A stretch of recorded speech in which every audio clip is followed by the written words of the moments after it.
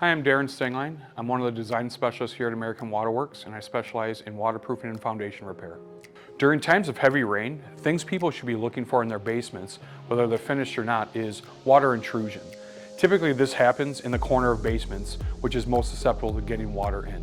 If you do have a finished basement, carpeted or hard surface, look for spongy areas in your carpet or areas that you step on that seem to have water coming in between the floorboards themselves.